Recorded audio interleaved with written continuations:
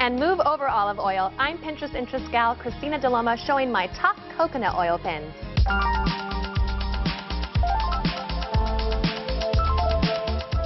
She's our Pinterest interest gal, and Christina DeLoma is here to talk about something that is all the rage, coconut oil. And you're going to tell us all the amazing ways that we can use it. Yes, you know, we're going to do beauty and then baking. Okay. So we're going to start with the beautifying because it's so I like it. Every girl needs to be beautiful. Right.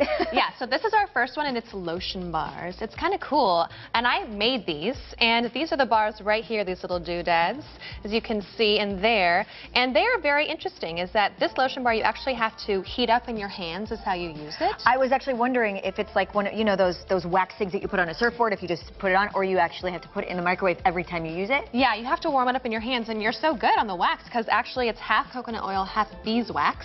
Oh. Yes, and this is Australian beeswax. And then to give it a little bit of scent, I just added a little bit of vanilla seasonings. And it's kind of cool because if you can see, you see those little brown spots right there, and that's actual vanilla drops that I used. Does the type of wax you use, does that switch it up at all, or does it matter?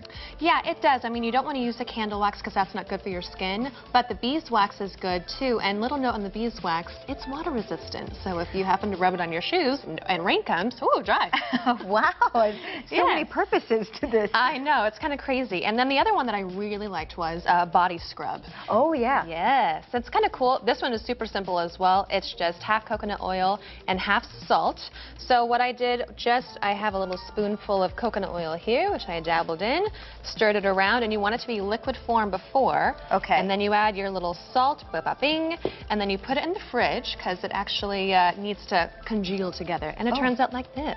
And then you just rub it on and wash it off just like any other body scrub. Rub it on, you can feel it, boom, wash it off. It's really refreshing and lots of moisture in here. Do you suggest making like a single serving of this at a time, or does it last for a while? You know, it depends on where you keep it. You can make a lot and then give it as a gift, and it'll last quite a while actually. Salt lasts forever, as does coconut oil lasts for months. Do you have to store it in the fridge then? I would suggest putting it in a cool place.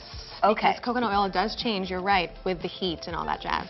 Okay, excellent. We all love the body scrub because, you know, if you are, well, they say everyone should exfoliate all the time. Yeah, exactly. Right? It's so good, and salt is so natural. This is sea salt, too, so that's excellent. Wonderful. The other reason I really love this one is makeup remover. I have the hardest time finding a makeup remover that's good on my skin. Right. Because it's so sensitive, and the coconut oil, I just dab it on, blah, blah, blah, blah, blah, off, all gone. Eyeshadow even. Okay, I've heard this actually before, but I'm worried, like, I just think of putting oil on my face, and I'm like, really? Like, you don't break out? I actually liked it better than using products because the products I feel leave my skin feeling oily, but the coconut oil leaves it feeling moisturized and not creepy. Okay, all right. Yeah, and then the last one is so cute.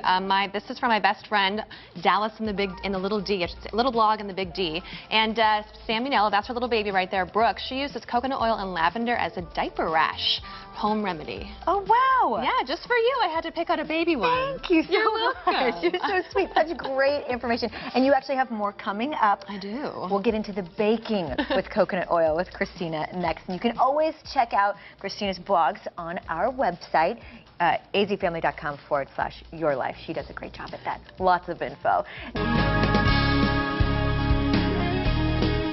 I'm back with our Pinterest interest gal, Christina, and earlier we talked about coconut oil, how we can use it in our beauty. Now we're gonna bake with it. Yes, we're taking it from their beauty shelf to our pantry. This is so cool. Yes, and the best trick I can tell you is coconut oil comes out like this, in this like hodgepodgey kind of weird substance. When you measure it out, it has to be in the liquid form, or else you've got way too much in there. Oh, gotcha. Okay, Yeah. so it has to be liquid. That's a mistake I made a few times. Okay. And you continue to eat that because that's fabulous.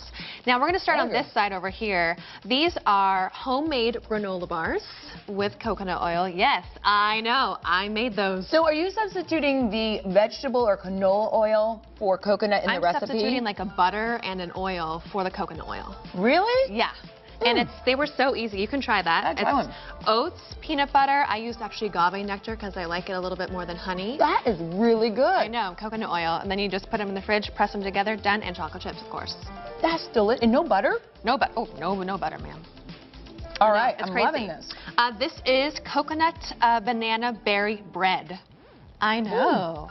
In the one of Pinterest one, these. you can see it on there, and it actually says pineapple, but for me, I kind of liked the berry and the banana a little bit better than the pineapple. And it's really moist. Yes. And cool fun fact, it froze. This is the frozen. I put it in the freezer to cut it. I'm nice like, how slices. old is this? I know. No, only like a week or so, maybe.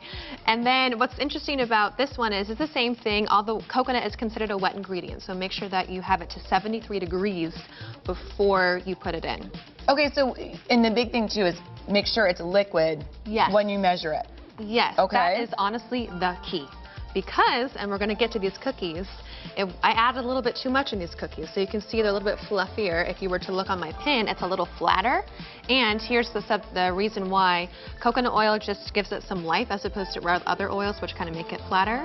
So to combat that, I need to take a little bit of flour if I add too much oil in it. Any butter in these cookies? No butter. No butter. Okay, so when I'm doing this, do you have the recipe online? Yes, we have a Your Life A to Z Pinterest board, and I have a pin board that says coconut oil. Find it all there. So it's so easy to make, and so Yeah. not only good for your skin, get one for, and then where do you keep this? 73, like just in the pantry or in the refrigerator? That's such a good question. They say not to keep it in the fridge, but it's hot in my house. It's 78 degrees. So I try to keep it on a lower fridge or something in the back where it's nice and cool, a cool area. But it's okay to keep in the fridge. I mean, this has been in the fridge, and as you can see, it's kind of hard and white. But this one is a little more liquidy so far. Christina, I got to give it to you. These are all really delicious. Oh, thank I mean, you. you can't tell. And no butter, none of that extra oil. Yeah, it's so good for you. It has all saturated fat in coconut oil, no trans fat. So oil you can absorb the fat. All right.